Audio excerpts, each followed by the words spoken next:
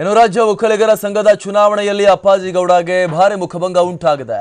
ರಾಜ್ಯ ಒಕ್ಕಲಿಗರ ಸಂಘದ ಚುನಾವಣೆಯಲ್ಲಿ ಡಿಎನ್ ಬೆಟ್ಟೇಗೌಡ ಅಧ್ಯಕ್ಷರಾಗಿ ಆಯ್ಕೆಯಾಗಿದ್ದಾರೆ.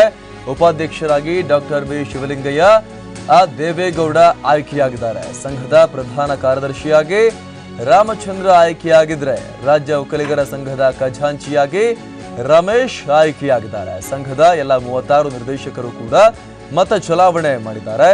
ಸಹಕಾರ ಇಲಾಖೆ ಅಧಿಕಾರಿಗಳ ಉಪಸ್ಥಿತಿಯಲ್ಲಿ ಚುನಾವಣೆ ನಡೆದಿದೆ.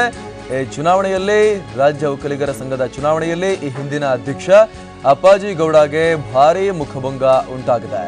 ರಾಜ್ಯ ಒಕ್ಕಲಿಗರ ಸಂಘದ ಚುನಾವಣೆಯಲ್ಲಿ ಡಿಎನ್ ಬೆಟ್ಟೇಗೌಡ ಅಧ್ಯಕ್ಷರಾಗಿ ಆಯ್ಕೆಯಾಗಿದ್ದಾರೆ. ಉಪಾಧ್ಯಕ್ಷರಾಗಿ ಡಾಕ್ಟರ್ ಬಿ ಶಿವಲಿಂಗಯ್ಯ ದೇವೇಗೌಡ ಆಯ್ಕೆಯಾಗಿದ್ದಾರೆ. ಸಂಘದ ಪ್ರಧಾನ ಕಾರ್ಯದರ್ಶಿಯಾಗಿ ರಾಮಚಂದ್ರ ಆಯ್ಕೆಯಾಗಿದ್ದಾರೆ. ರಾಜ್ಯ ಒಕ್ಕಲಿಗರ ಸಂಘದ ಖಜಾಂಚಿಯಾಗಿ ರಮೇಶ್ ಆಯ್ಕೆಯಾಗಿದ್ದಾರೆ. ಎಲ್ಲ 36 ಡೈರೆಕ್ಟರ್ಗಳು ಕೂಡ ವೋಟ್ ಮಾಡಿದ್ದಾರೆ.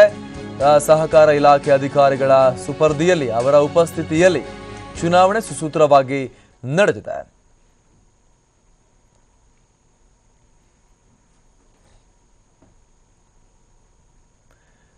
ಚುನಾವಣೆ ನಡೆಯಬೇಕೋ ಬೇಡವೋ ಅನ್ನೋ ಬಗ್ಗೆ ಕೂಡ ಸಾಕಷ್ಟು ವಾದ ವಿವಾದ ನಡೆದಿತ್ತು. ಪ್ರಕರಣ ಕೋರ್ಟ್ ಮೆಟ್ಟಿಲು ಕೂಡ ಏರಿತ್ತು. ಚುನಾವಣೆ ಬೇಡ ಸದ್ಯಕ್ಕೆ ಅನ್ನುವಂತಹ ಒಂದು ಆಗ್ರಹವನ್ನು ಕೂಡ ಒಂದು ಕಡೆಯಿಂದ ಮಾಡಲಾಗಿತ್ತು ಹೈಕೋರ್ಟ್. ಆದರೆ ಹೈಕೋರ್ಟ್ ಈ ಮನವಿಯನ್ನ ರಿಜೆಕ್ಟ್ ಮಾಡಿತ್ತು. ಹೀಗಾಗಿ ಇವತ್ತು ನಿಗದಿಯಂತೆ ಚುನಾವಣೆ ನಡೆದಿದೆ. ಈ ಚುನಾವಣೆಯಲ್ಲಿ ಅಪ್ಪಾಜಿ ಗೌಡಗೆ ಭಾರೀ ಮುಖಭಂಗ ಉಂಟಾಗಿದೆ. ಡಿಎನ್ ಬೆಟ್ಟೇಗೌಡ ನೂತನ ಅಧ್ಯಕ್ಷರಾಗಿ ಒಕ್ಕಲಿಗರ ಸಂಘದ ನೂತನ ಅಧ್ಯಕ್ಷರಾಗಿ ಆಯ್ಕೆಯಾಗಿದ್ದಾರೆ. ಹಾಗೂ ಉಳಿದ ಪದಾಧಿಕಾರಿಗಳ ಹೆಸರುಗಳನ್ನು ಕೂಡ ನಾವಿಲ್ಲಿ ಗಮನಿಸ್ತಾ ಇದ್ವಿ. ಉಪಾಧ್ಯಕ್ಷರಾಗಿ ಡಾಕ್ಟರ್ ಬಿ ಶಿವಲಿಂಗಯ್ಯ ದೇವೇಗೌಡ ಆಯ್ಕೆಯಾಗಿದ್ದಾರೆ.